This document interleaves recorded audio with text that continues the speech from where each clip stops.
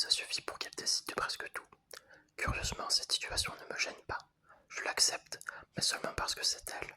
Malgré ses petites tyrannies de demoiselle, je l'aime bien et même un peu plus. On est tout le temps ensemble, à tel point que ma mère dit souvent qu'on est comme frères et sœurs.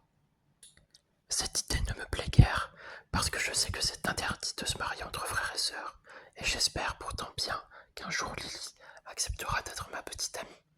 Mais ça, je le garde pour moi, c'est mon secret. Les parents de Lily possédaient un petit zoo, à moins de 6 minutes en contrebas de la ferme de Ferdinand. Sans le vouloir, Lily avait été à l'origine de cette ménagerie.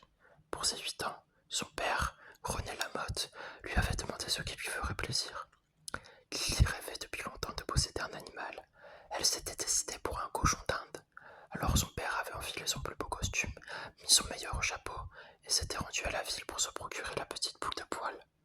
La sous-préfecture était assez éloignée du hameau. Avec le bus qui passait une fois par jour devant les tentes des justices, il fallait compter une bonne journée pour faire l'aller et retour. Seulement voilà, 8 jours après son départ, Monsieur Lamotte n'était toujours pas revenu. Sans nouvelles de lui, Lily et sa mère, Louise, étaient très inquiètes. Ferdinand descendait leur rendre visite tous les jours pour les rassurer.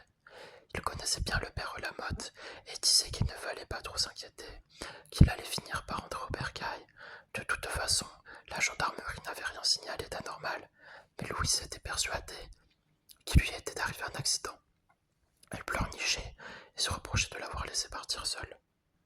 Peu de temps après, un matin, Lily et sa mère furent réveillées par un drôle de ravut.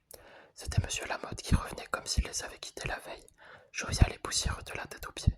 Il était accompagné de 2 éléphants et d'une girafe. Pour toute explication, il déclara simplement avec un large sourire « Regardez, j'ai trouvé beaucoup mieux qu'un cochon d'Inde, de grosses bébêtes et mademoiselle le long cou. » C'était tellement énorme et inattendu que personne n'osa poser de questions. Monsieur Lamotte embrassa tout le monde chaleureusement, et on ne revint jamais sur ce qui s'était passé. Le père de Lily était comme ça, à la manière d'un paratonnerre. Il attirait les embrouilles, lesquelles finissaient miraculeusement par tourner à son avantage. Avec le temps, le premier trio d'animaux avait été enrichi d'un tigre, d'un lion et d'un zèbre, de sorte que Monsieur Lamotte avait cru nécessaire de souhaiter une enseigne métallique à l'entrée de sa propriété pour signaler officiellement l'existence du zoo. Nous, on ne se faisait jamais prier pour aider à distribuer la nourriture et soigner les animaux. On avait fini par s'en faire des amis, et Lily ne regretta jamais son cochon d'Inde. Il n'y a vraiment pas de quoi se prendre le chou, était la phrase préférée de Monsieur Lamotte. Il en avait fait sa devise. Aucune situation d'aucune nature ne pouvait lui faire perdre son flegme inaltérable. Il donnait l'impression que rien n'était important, excepté une chose, le jour du 14 juillet. Personne ne savait pourquoi, mais c'était comme ça, la fête nationale le transfigurait. Une année, il avait acheté de quoi faire un feu d'artifice, quelques fusées, des spirales tournantes et des feux de Bengale. La nuit venue, au dernier moment, une averse se déclencha.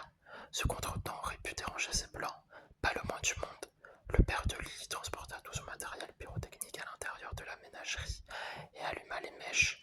Ce qui devait arriver arriva. Ils durent passer une bonne partie de la nuit à éteindre le début d'incendie qui s'était déclaré. Des sauts et encore des sauts.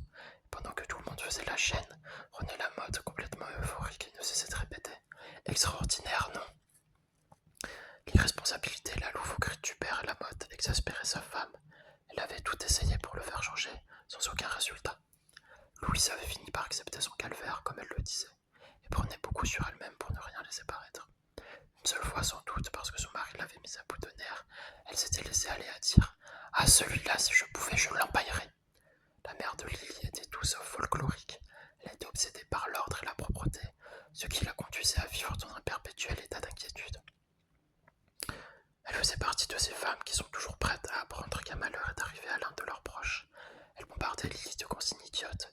Ne joue pas dans la boue, fais attention au soleil, remonte tes manches, ne marche pas sur le bas-côté du chemin, ne passe pas derrière les sabots du cheval. Moi, ça m'épuisait de l'entendre se faire du souci à propos de tout et de rien, et invoquer à tout bout de champ le diable, le bon Dieu ou la Sainte Providence. Malgré cela, j'avais un petit faible pour cette femme qui était un peu collante, c'est sûr, mais qui savait faire la patte de coing, comme personne. Lily venait souvent me retrouver et on jouait ensemble autour de la ferme, ou bien c'est moi qui descendais jusqu'au zoo pour observer les fauves brosser les éléphants. Elle n'avait peur de rien et savait bien s'y prendre pour me pousser à faire des bêtises. Quand les beaux jours revenaient, on passait des journées entières à construire des cabanes dans l'immense amandier centenaire qui trônait au milieu de la cour. Un jour, Lily m'a entraîné dans les étages de la vieille grange. On nous l'avait interdit. Mon père disait que c'était dangereux, mais elle s'en fichait.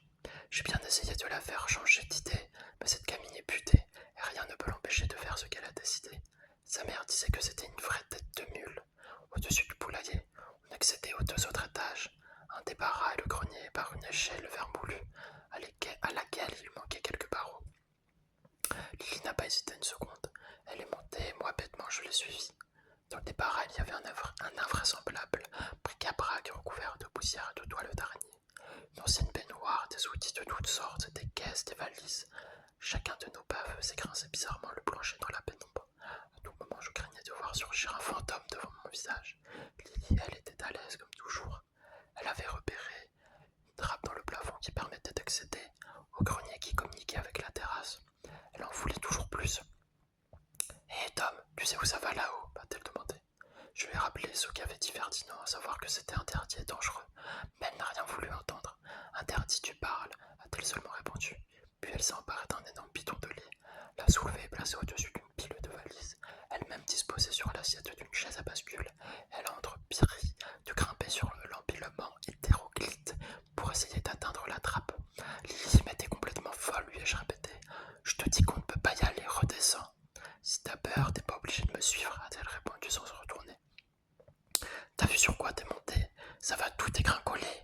Tu vas te casser la figure, je te préviens, et en plus à cause de toi, on va se faire gronder.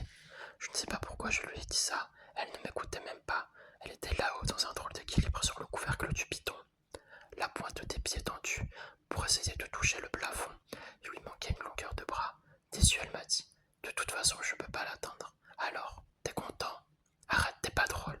Parce que toi, tu te trouves drôle peut-être, a-t-elle rétorqué vexée. Puis j'ai vu l'empilement instable vaciller sous ses pieds et finir par s'écrouler comme un château de cartes.